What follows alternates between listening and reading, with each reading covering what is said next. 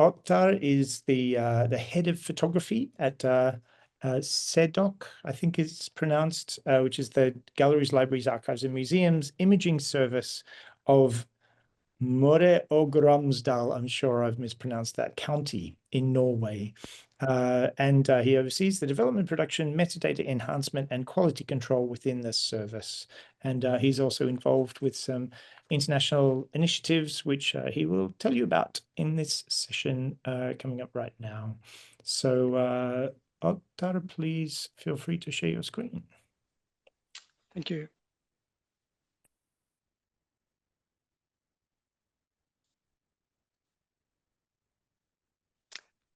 Yes, so thank you for the invitation and the opportunity to present today. As shown here in the slide, I represent the Intermunicipal Archive of Møre og Romsdal in Norway, and I'm also one of the founding members of the Digital Authenticity Working Group, together with Julie McGuire at the National Geographic Society and Doug Peterson from Digital Transition, both in the US. And the presentation will cover image quality and working groups. I will use some examples from our own archive, as shown here, captured back in 2003 of the music band Brainchild. All looking a bit similar, but also different when put together like this. And this complexity can all be covered by the right use of metadata, and this will be covered in the presentation. So the agenda will briefly go some of the definitions and the challenge, the image quality metadata, and then the user case, and then lastly the work in the working group. So the first definition is this GLAM, standing for galleries, libraries, archives, and museums. And here represented by a bound volume, a protocol from our own collection. This from 1858 to 1881. And also included in the frame, here's a reference target called an object level target. This is something I will also cover during the presentation. The other definition I will show here is the heritage digitization. That's the process of converting a physical culture object onto a digital format. And all this done for accessibility and preservation and discovery. Here showed with the illustration a purpose-built system from the digital transition, where you can see different kind of cultural heritage materials captured. This setup is also called a overhead repro camera setup. So the challenge, how to bring a physical object to a digital representation on a data viewed on a computer screen.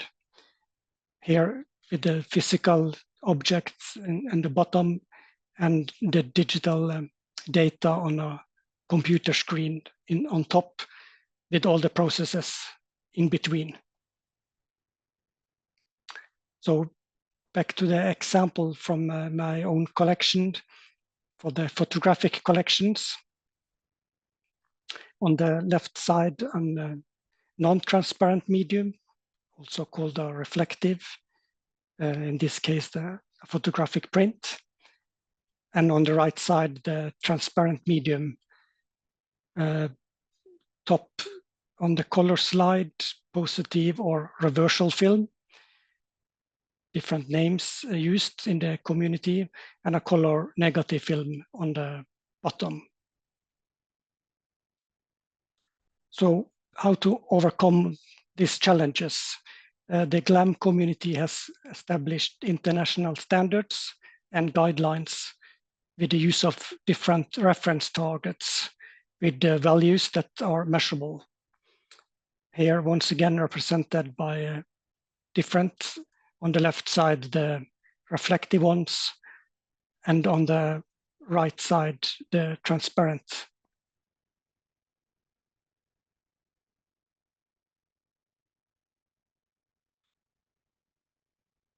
So to best illustrate why we need consensus and international standards, I put together this illustration.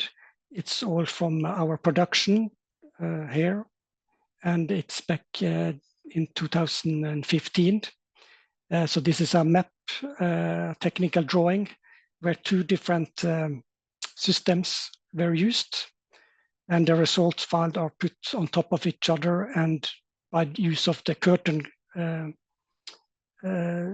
compare, you can see the differences. And definitely on the right side, there's a loss of information. So the same physical object, but two different digital representations.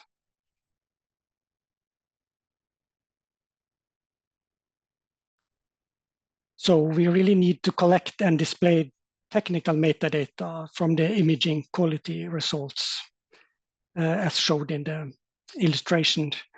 Therefore, together with a group of computer science students from the Norwegian University of Science and Technology, we made a proof of concept project back in 2021 until 23, where we embedded the image quality metadata according to the international standard 19264.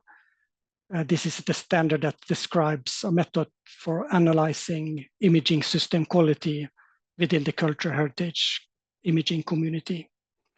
And by the use of XMP, we placed the full result report in the only open field, the raw data field. So ever since the proof of concept project, we have been looking further into a more robust and precise method. And we have an ongoing work together with the IPTC Photo Metadata Working Group to establish a new set of fields for the IPTC Photo Metadata standard. And here are some of the drafts made with the use of the Custom Metadata Panel that David will talk more about after my presentation. But you can see from on the top here, you have a link showing which kind of guideline or standard, in this case, the same ISO standard, and the result with a drop-down menu and different other options showed here, and which kind of software were used, and material type, and also this reference target. There's also added a field, an open text field for the light source type. Yeah, once again, with the custom metadata panel, David would go more in depth in this, but this is quite a new feature, lastly updated in April this year. So what else of metadata are we in need of to collect to understand the data we are displaying on this computer screen? With the use of the existing IPTC digital source type, we can understand the origin of the data. And more or less exactly from a year ago, the Photo Metadata Standard published an update that are important for the GLAM community and for the photographic collection. After proposal from us by the spring of last year, the standard was adjusted with taking out the words on film and a print. You can see the current standard on the right side, and I will explain further on why we asked for this. By taking out a film, we include other material types and transparent slide on, since we're dealing with originals, not copies or prints. It covers more the task of the GLAM community. So by combining the digital source type and the physical description, that is a subcategory under the artwork or object in the image, you can really now see more content information, metadata on the original itself. And here for the physical description, here's a full list on an open text field, the film type and the physical formats. And also now for the color transparency. And this for the non-transparency, the photographic print, you can add the if known, the process and the physical sizes. And here's this example why we asked for the film taken out. In this case, this is a transparent positive, but it's a stained glass documentation. And to give an insight to how we are displaying the cultural heritage collections here in Norway, I will show another user case from the archive of the city of Bergen. This is from the digital archive platform. That is the joint digital platform start page where you can add filter during your search. By collecting one of them, there is an option on the right side where you can download the image file marked in red. By this, you can have the opportunity to actually download the original format, and by that accessing the full IPTC if added into the content file. We are now working on making the platform more strong, also to extract the added IPTC fields under the technical information, currently only giving the file name and the pixel dimensions, but showed in the examples here, the digital source type and physical description and imaging quality results would be beneficial for the user. So the Digital Object Authenticity Working Group is an independent, voluntarily working group established within the GLAM community.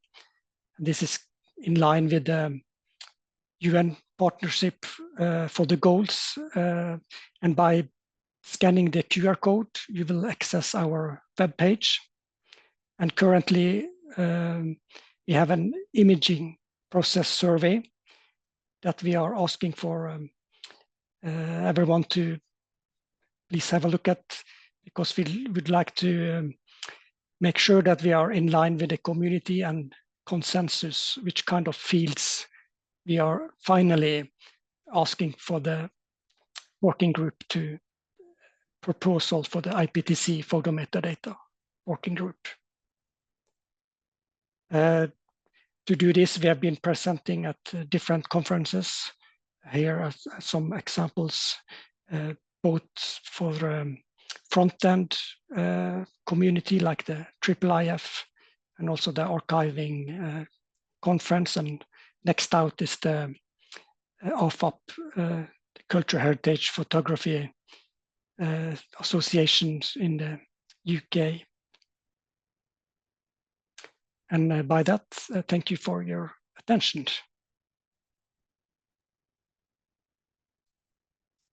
Great, thank you very much, Ottar. And we now move on to David. So it's a bit of a Brendan and David show today, but we do have great other guests and presenters as well. So, but I will be short, so we have time for Jerry's recording. So, okay. I need share button here. So if anyone has a question for Ottar, they can ask in the Q&A panel during David's session and during Jerry's session, and then we'll get to the Q&A at the end. Okay. Everybody see that? Yes, we can. Okay, great. I'm David Riecks. I'm back again. I'm the current lead of the Photo Metadata Working Group. For those of you who just joined, I wanted to give you an update on one project that the IPTC Photo Metadata Working Group has been working on this last year. Again, you don't need to write down the links, as those will be in the PDF of this presentation that you can download, and we should have videos up from each session in a couple of weeks. Many thanks to Michael Steidel, who has been working very closely with James Lachman of Adobe on developing kind of it's called a view within the Adobe Custom Metadata Panel, but I call it a preset because it's basically all of the IPTC photo metadata properties in one place. Is kind of the custom metadata panel by itself is very DIY, but this means any Adobe user can import this preset with just a couple of clicks. It's actually even part of some of the stuff you can access when you're installing it. So instead of having to painstakingly enter details for each and every property, you can, if you're using one of these Adobe apps that are listed in this right-hand column over here, you can access that with Adobe Bridge, Photoshop, Illustrator, or Premiere Pro.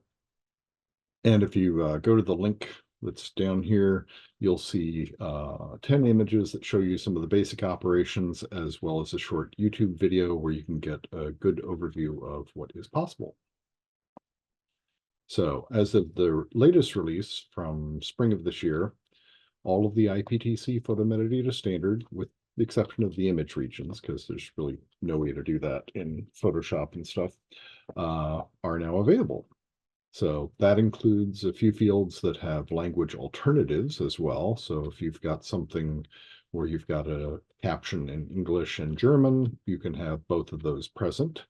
And this, of course, includes newer IPTC properties that aren't currently supported in your regular Photoshop file info, like the full set of digital source types, the data mining property, accessibility, other things like that. So, and if you go to this news item on the IPTC site, you'll find links for all of the stuff we're talking about here, including details on how to install the preset view that will save you a lot of headaches. So just a little overview about where this came from. I'm not sure how long that James Lachman had been working on this idea, but I first became aware of this kind of skunkworks project in 2018. Their main idea then was to give Adobe Experience Manager users a way to add custom fields to their digital assets before they ingested them into their DAM. My thought was, well, if they can do that, then why not use that same feature to access existing metadata? That way you can conglomerate all, have a single window for all the metadata that you want people in your organization to add to an image. So in 2020, Jeff Sedlick and I had tested to see what it took to get some of our newer IPTC and plus fields into this custom metadata panel as kind of a proof of concept. And we quickly learned that, even adding existing fields takes time because you need to track down the specific namespace, the display name, what label should appear next to stuff, what kind of display type you want to appear in the panel. And so I asked James if there was some way for IPTC to provide this preset with everything already populated. That way they don't have to worry about, if they have a typo and something doesn't work and it takes them hours to track it down, we can just avoid that altogether. So he did. And now you can load all the fields and simply, if you don't want to use all of them, you can just load everything and then just remove those that you don't want your users to have to deal with. So much easier way of approaching it. In the last 2 years, Michael has been working very closely with James to get all of the IPTC properties working properly. But everything is there except for image regions. And if you want to add your own custom metadata or modify this preset and add some of your own stuff, move it around, whatever, you can check out their user guide at this URL. They have a lot of good information about how to do that. And so when you're installing the plugin, you should see an option at some point here to load example views. And so that's where you can choose IPTC Photo Wall, or there's a video core one as well, if you're doing a lot of video work. So again, a detailed guide to installing this plugin is on the IPTC site. If you get to the main photo metadata page, well, those links are in the news item page I mentioned earlier, but in the main photo metadata page, you'll see them down here. So we got photo metadata, and it's a couple things. This is the blue one here, but it won't be blue until you click it. So that'll, I think, will help. And again, if you're interested in modifying the view, you'll probably want to take a look at the specialized user guide that Michael prepared. It's just for the Adobe Custom Metadata Panel. And again, it's on that link just right below that. You can see it over there. It's also in the news item as well. So we're also looking at putting together a short webinar on this topic in the next year, not just how to install, but also what you can do. Let us know if you'd be interested in something like that and what you might be most interested in learning about. So, and again, just thanking all of our regulars who've helped us do this. And if you download the slides, there'll be this little PDF with all of our page links that should get you to where you need to go. And that's all I've got. Great. Thank you, David. So there were a couple of questions, but let's wait until after the next session. So unfortunately, Jerry Lay, who very kindly offered to speak about his project, auto tagging captions of images from the Super Bowl, had a family medical issue that was scheduled for exactly this time. And so he was very kind to actually record himself doing his presentation. So I have a copy of it. And so I'm going to try to use a nifty Zoom feature that lets me share a video file directly. So hopefully it's going to work properly. Let's see how we go. Okay, can you see the? I can see it. Great. So I'll start it off and let's see. Let me know if you can't hear the audio. Hello, everyone. Thank you very much for tuning in and watching today. I am Jerry Lai, and I am the Senior Director of Content at Imagn Images. But before I get into this presentation, of course, I have to give a big thank you to both Brendan and David for putting on this event, and more importantly, for inviting me to be a part of it. It's always an honor to be able to speak to my peers and learn a little bit more about where the state of our industry is. That said, I do apologize I'm not able to deliver this presentation live. There was a bit of an unforeseen family conflict that came up, but this was a fun topic, so I've taken the liberty of pre-recording this for all of you today. So this is AI captioning at Super Bowl LIX. Okay, let's back up and start from the very beginning. Who is Imagn Images? For those of you in North America, you probably already know who we are, or at least have seen our photos. All right, so this slide is a little bit of a marketing slide, so I'm going to kind of gloss over it. But depending on what metric you use, Imagn Images is actually the biggest sports wire service in the United States. And the emphasis is on sports. Yes, there are other wires that we know about that do work in news and entertainment and sports, but I'm talking just primarily sports. Now, regardless of size, scope, or marketing spin, one thing is fact. Over the course of our 20 years of existence, we have produced and made available to our clients and customers millions of photos. So all of you in the audience today know better than anyone else that metadata at this kind of scope and scale is incredibly important. The who, what, why, where, when is all required in order to find the exact moments and the exact events that you're looking for. Now, that's just on the client side. What about the production side? We're talking the photographer or the photo editor that actually needs to physically write that caption and metadata. And at this kind of volume that I'm talking about, it's extremely time consuming. Not necessarily per photo, because you could type out a caption pretty quick, but in aggregate. I mean, let's just think about it here. If we're a sports wire service, which we are, of course, and we cover 10,000 events a year, let's imagine the solo game. How much time do you think it takes a solo photographer to caption their entire take of, let's say, 40 or 50 images in a game? Even at a very fast 10 seconds per image average. I know some captions are going to take longer, and some might just be a copy and paste job. We're taking an average here. So let's say 10 seconds on average caption image and 50 images in a game. How long is that? Do the math, and that's almost 8 minutes of time. Actually, no, that's just over 8 minutes of time per game spent in just captioning. And, you know, that's an eternity in this day and age. So extrapolate this math to an event like the Super Bowl, where you may be talking about hundreds of photos. So what's the solution here? Okay, no surprises. The solution could be AI. And out of all the programs, apps, and platforms out there, Illuvio is the one that we settled on when we conducted our captioning trial at the Super Bowl. So why, out of everything that exists out there, did we go with Illuvio? Well, we were turned on to Illuvio services through a referral from our previous colleagues at USA Today. And you see they are featured right smack dab in the homepage. USA Today was looking for a platform that could help catalog their extensive video archive. And I guess in conversation, they referred them over to us.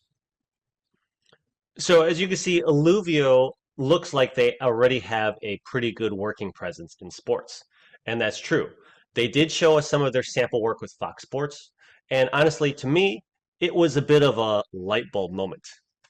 I don't know how many of you out there watching are sports fans, but if you like go online onto like YouTube or something, these instant and quick recaps are huge. I mean, log on about 30 minutes after an F1 race or an NFL game is over, and you're going to see a recap. Now take that one step further, and if you click on the comment section of those, inevitably you're going to find a comment that says, "Oh my gosh, that editor was fire. I can't believe how fast they got this recap out." And you know, I really hate to break it to those guys or break it to you guys, but there is no editor chopping this up. It's almost certainly an AI following a script or certain parameters. For example, stitch together all the clips of overtakes and slow pit stops, and there you go. Or stitch together all the clips that feature plays of 10 yards or more and scores. And again, there you are. All it requires is someone at the end to sign off on it and post, and it's done. So, like I said, when I was introduced to Illuvio and these services, it was a little bit of a light bulb moment because it's like, can they take this concept in video and apply it to still photos? And of course, when you ask a tech company if you can do something, guess what they're going to say?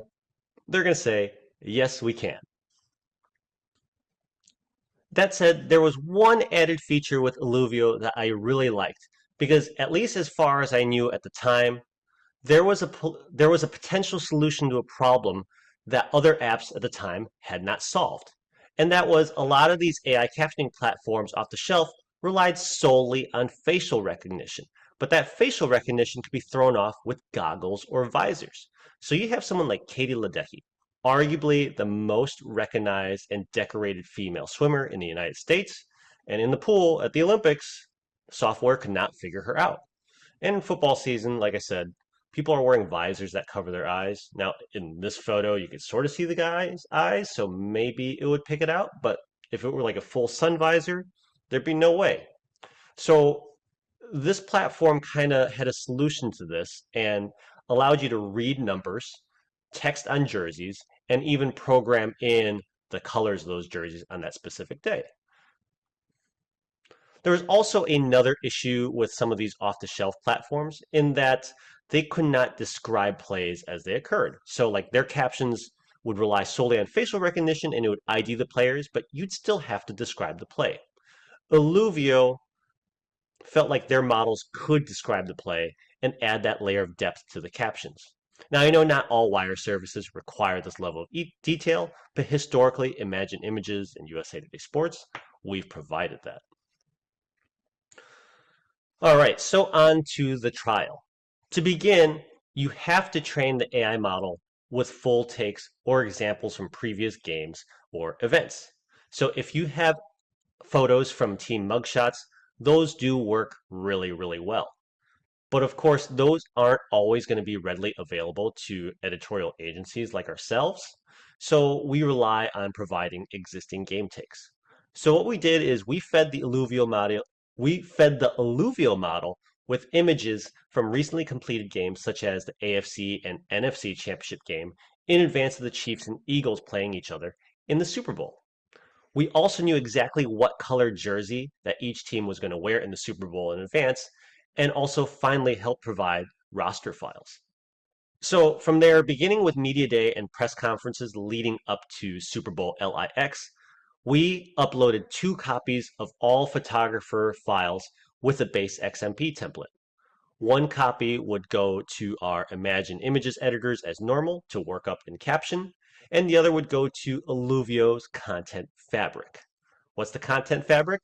Well, it's kind of their fancy word for cloud or the name of their AI platform, so kind of think Gemini or Siri. It's their equivalent. And from there, we would kind of compare the results, and we would compare the timing and results between our human editors and the AI generated ones. Now, as I move on to my following slides and kind of show you the output, I want to make an important note that I know that a lot of you watching are picture editors. Please note that this was solely a captioning test and not an evaluation of AI photo editing, cropping, or toning. So, on to opening night, aka Media Day, about 1 week prior to the game. How did things go? Yeah, okay, so seriously, take a look at this caption. I'm not even sure where to begin. And this isn't the exact caption that was output. I'm just kind of running this off of memory. And while I will say it is pretty detailed, all right, it is way over the top for what we would need. And to be frank, it's probably borderline offensive. And this is the result of what happens when an AI model doesn't have full guardrails built in. It doesn't know what details to ignore, and perhaps even worse, it just starts guessing or making things up. It's called hallucinating. Compared to what this should be.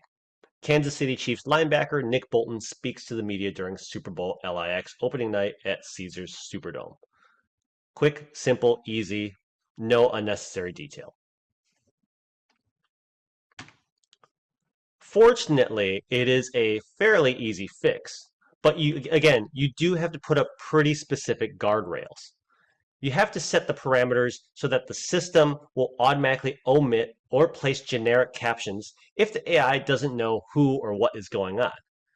And you should also consider simplifying the output, or you should consider simplifying the text that it's even allowed to output. Now, fortunately, in the realm of sports, this is actually a lot easier than you might think, because if you really drill down to it, sports will boil down to only a handful of terms that can apply to almost every picture. Throws a pass, runs the ball, X is defended by Y, John Smith reacts, and so forth. So that, I mean, those are 4 terms. That's going to catch a huge amount of plays. So once we kind of nip those in the bud, we tested out some more throughout the week of events, and then on to Super Bowl Sunday. So here's a screenshot with some of the output and the results from Illuvio AI captions at the big game itself. And as you can see, it used a lot of our simplified language that I described. Runs with the ball or drops back to pass. I know this is probably really small on a lot of your screens, but they do have this published on their homepage if you want to do a deeper dive. So clearly, telling the AI not to get too cute with the captions did help a lot. Ironically, these are the same things we do have to teach humans. So this is not an AI specific trait. So again, there was a lot of good. This one is pretty straightforward. Philadelphia Eagles quarterback Jalen Hurts drops back to pass against the Kansas City Chiefs. Perfect, clean, easy. That's all we need. It wasn't 100% perfect, of course. There were some mystery ones where we don't really understand why it didn't work out.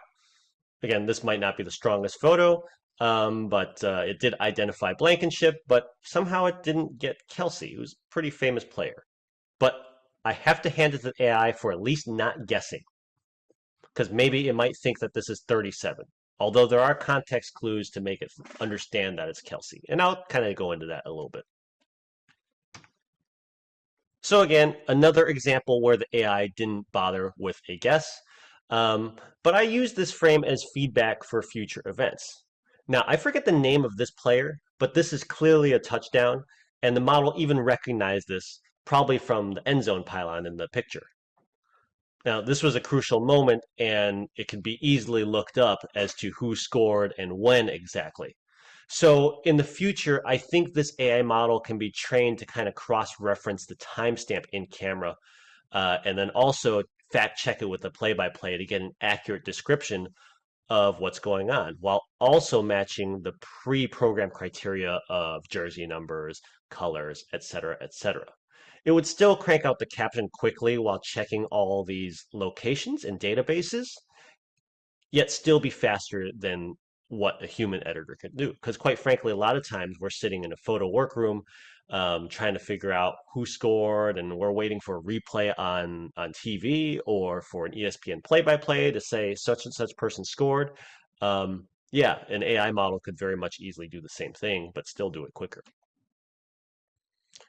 And I'll finish some of my close-up examples here with another sample of a good result.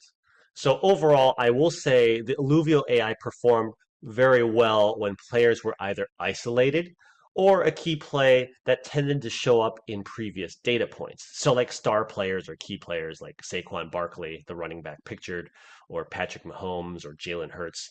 It did really well on those players. Some of the more fringe players it might struggle with, but I think that's to be somewhat expected and could be improved with a larger data set. All right, so let's interpret these results. I think all of you can kind of tell based on this presentation that you know where I'm leaning. And despite the fact that this trial showed some promise, this version was not quite to the level of replacing or supplementing our human editors. To be fair, this whole project actually came together really quickly, only in about 3 to 4 weeks of time. It was in January when we were introduced to them, and February was when the big game took place, early February. So the fact that we even got this level of results is actually quite amazing. But it also illustrates some glaring facts that is true of any AI captioning application. It's only going to be as good as how well you train it and the guardrails that you place around it. Now, this is always a very common question, so I'm just going to go ahead and answer it now. Do we still use Alluvio as a service? Yes, but not for this exact application I'm describing. The use case that we still contract them for is confidential, but this specific sports product is currently filed in the under development category. That said, this AI captioning project did help affirm to me a few thoughts on where I think this industry is headed. So to me, we are in an age where end users and clients want access to their content faster and in a wider variety of ways. So anything we can do to shave minutes and even seconds off the clock to deliver this to them will give us an edge over other organizations. And I truly believe that we have to take chances in this industry, otherwise we'll be stuck and left behind to others compared to others. So even though we're kind of very early in the developmental stages of some of these AI captioning programs. I'm actually already finding some very neat use cases for these products. For example, even just using those simple facial recognition programs allows our editors to keep a much higher number of photos for publication. Not just in the game where you can't see the jersey numbers, but we're talking about like the periphery. Think about players walking into the locker room with pregame fashion, or for some of the bigger events, the locker room celebrations. In these cases, a lot of photos might be left in the chopping block or the caption later or the screw it. I don't know who this is pile, so I'm not going to use this photo pile. But now we could use everything and package them into galleries that then can be served up to different clients. For example, WNBA fashion is huge, and we found that there's kind of a big appetite for, what players are wearing before the game. So some of these cases are really just the tip of the iceberg. I really do think programs like these can potentially revolutionize the workflow of how photographers work sports and other events. Now, remember near the beginning of this program, I talked about how YouTube clips are almost certainly generated by an AI program, slicing up and stitching things together. Now, imagine if a photographer were on the sideline and they were plugged in and can upload their take as they shoot directly into the cloud or into the fabric or whatever you want to call it. Now, a customer can immediately search something like, give me 5 vertical images of Caleb Williams against the Detroit Lions on September 8th. And it could do that. And it would do it almost immediately as soon as it's shot. Because we're no longer talking about a computer and something that's rate limited by my slow, fat fingers. No, these images can be generated nearly instantly and delivered to anywhere in the world. Kind of wrap your head around that for a second and think about the possibilities. It almost sounds like a science project, but I honestly don't think it's as far off as you may think. I think it's both exciting and scary at the same time. And I do really look forward to the continued evolution of this field that we're all in together. So thank you, thank you, thank you. That's it for my presentation today. My email is included here again. Feel free to message me at any time with any comments or questions. I'd love to hear from you. I'm passionate about the future of our industry and what it holds. So thanks again for joining me, and back to David and Brendan. Great. Well, thank you to Jerry in Absentia. So it was a great session. I hope you'll agree. And yeah, it's a real shame he's not around for us to ask follow-up questions in person. But he did give his email address. So yes. So yeah, do get in touch with him if you're interested, and maybe we can follow up in a year or two and see whether he's gone live with some of this work. And maybe we could even talk to Alluvio, and I know there's some other companies out there that do similar things. So looks like it's a fast evolving space. So we do have quite a bit of time for Q&A now, which is really good. So there's one question already in the Q&A. Oh, here we go. There's another one that's just come in. So yeah, it's more of a comment. So someone says, enjoyed the stark contrast between the issues facing Jerry and Ottar. One of them is caring about seconds and getting stuff out there within seconds, and the other is focused on centuries. So that's a good way to think about it. It's that photo metadata is very important in both of those contexts. So it's great that we can help out across different industries and completely different use cases. So there was a question earlier. Does the metadata aspect open up training and delay or forestall the purported end of data and model collapse issues? So kind of weighty. Yeah, I'm not quite sure even what that's in reference to. So I guess based on the time, it was around the same time that Jerry's was starting, so I'm assuming it was more about that. Okay. So I guess he did talk a little bit about training, and I think that is, I know when I had spoken with him separately, one of the things he had talked about was that they wish that they had been able to push more material into the training up front, because there were a lot of things that they thought could be a lot better if they had more training data fed in. So Mhm. And I really liked the aspect that he was talking about with syncing it up with the live results coming out, the statistics coming out. So we've got another IPTC working group called the Sports Content Working Group that works on sports ML, and we've got a semantic web schema called Sports Schema, and we do exactly that. So we handle streaming live results, and every action, like it's obviously up to the provider to determine what of resolution they come up with. That's every kick, every play, every contact of a ball. But the idea is that you could have a stream coming in notating which player has made which action with which other player. And so you could feed that to the AI to help it to tag the images. But the interesting thing is that probably in the very near future, it'll be an AI generating that feed based on viewing the video. So maybe it needs to circle on itself, and maybe that's where we do get to these end of data issues where the AI ends up feeding on itself, and the it doesn't know what Ouroboros of AI, the something like snake that. eating its tail. Yeah, right. Carl So Seibert brought up he was saying, sounds like we need a field for caption generated or partly so by AI tools. And I know we've talked about that before with keywords as well, about whether it would be useful to have a separate field for AI generated keywords, because until they're approved by a human, you don't know how accurate they're going to be, or as Jerry pointed out in that as well, with that one hallucination, could be borderline offensive as well. So it's probably something, it's good to have a human in the loop. mhm.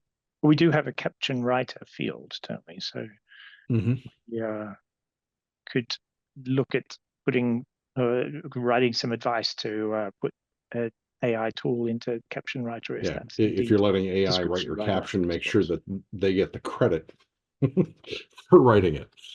Mhm. So yeah, in some of our other standards, like in NewsML G2, for every piece of metadata, you can add how and why to that. So how was this piece of information generated, and why was it generated? What for what purpose was it generated? So there's aspects there, but when you're using raw XML, it's a lot easier to annotate every single field.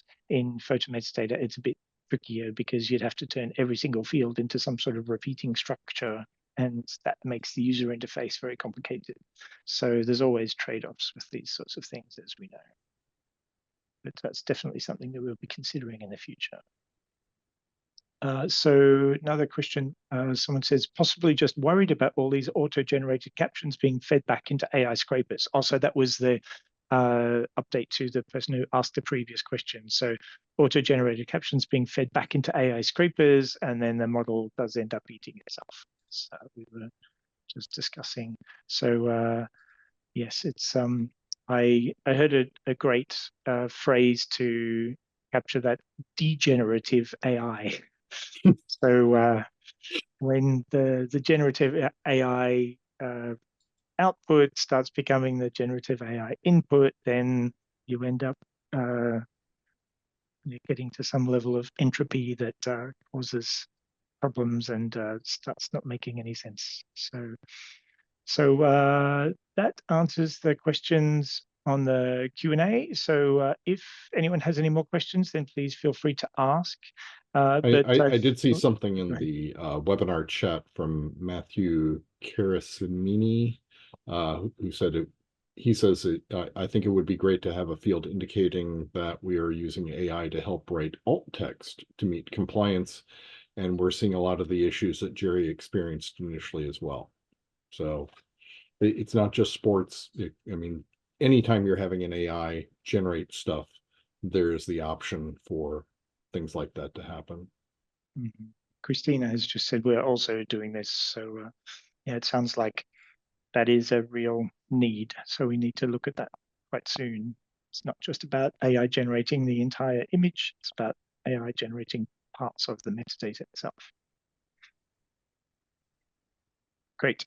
So we still have 9 minutes before the next session, and I know some people will be joining us at the start time of the next panel, so it'd be good to stick to the timing. So with the time we have available, maybe Ottar, could you just take us through the survey that you talked about? It sounds like that would be something that would be interesting for the attendees here.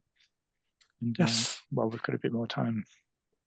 Thank you. So by using the QR code or the web page link in the slides, you will enter the web page.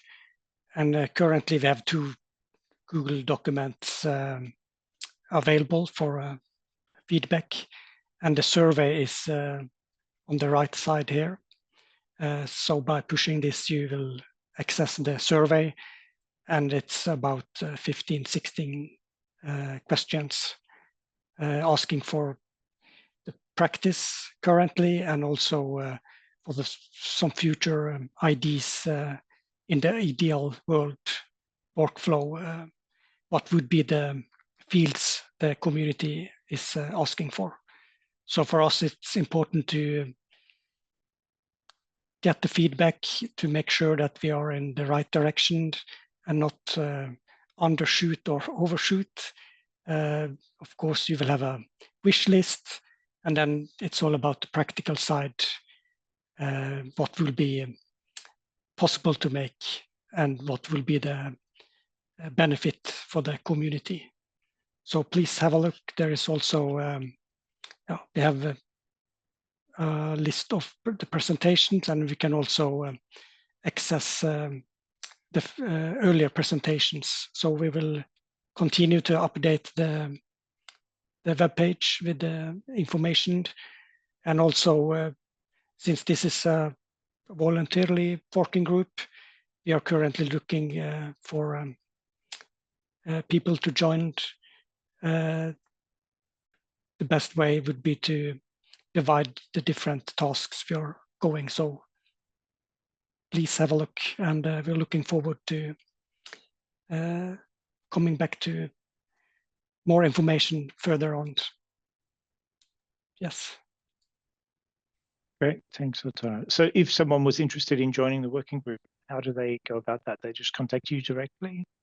Yeah, we have provided contact information from all of the 3 founding members. So please just making a contact. Great.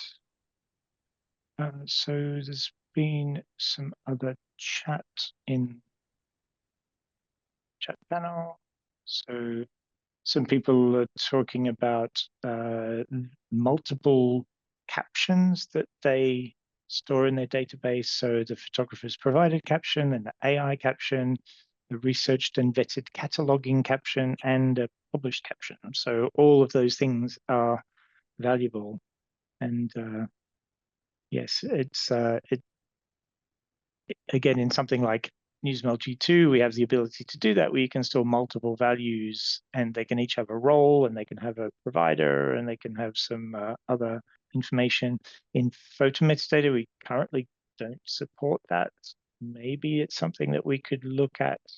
It's yeah, I think I'll use the word trade-off a few times when thinking about these things, that we try to target the widest possible audience with metadata fields, because we want to not overwhelm people. We've already got, I think, 80 or 90 odd fields in the standard, and so we don't want to add too many more, or it just becomes overwhelming when people open up things like the photo metadata panel in Photoshop, if they're using this plugin that David was talking about. And if they see lots of things that just aren't relevant to them or that are just too confusing, then they might just run away screaming. And we don't want that to Metadata happen. overload.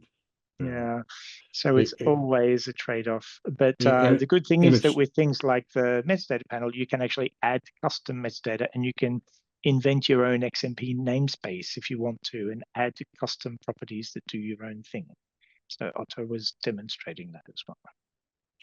I was going to mention too, it's not just from the user side, but I know since I interact with a lot of the vendors and developers of software, a lot of them are, oh my gosh, not another set of new fields. So it's like trying to encourage them, and it's one of those things too where if you are on the user end and there is something that you want, it does sometimes help to create kind of a grassroots effort to encourage your developers to embrace and update these. I mean, there are instances, I know even when we were first talking with Ottar, because he was using Photoshop and just in the regular Photoshop and was way before custom metadata panel, did not even know that the artworker object and the image physical description was even something that was in there, because I think that was added in like 2014 or something or other, and Adobe was still pretty much using the 2008 artworker object and the image structure. So it takes a while for stuff to catch up, but I mean, the nice new thing is with that custom metadata panel, you can just kind of bypass all that. But of course, that only works with a few tools, and other people Yes. may use other tools. Yeah. But, yeah, we want to stress that other tools are available, and some of them have very good support for IPTC Photo Metadata. For the particular applications. Yeah. Yeah. I mean, the one thing I will say is in all the testing that I've done, at least since the move to XMP, is that I have not run into a system yet that, I mean, if it respects XMP, even if it doesn't have a field for that particular thing, if you are updating information in it and then saving that back to the image, it does not wipe out the other values that it's not seeing. So that's a big plus. So Great. Okay, well, thank you very much to Ottar and to David. So that was your second session, 2 in a row, David. I at least got to have a little break. And so everybody can stand up and stretch. Yeah, so thanks again, and I will take Ottar off as a panelist. So thanks again. Feel free to hang around. Thank you.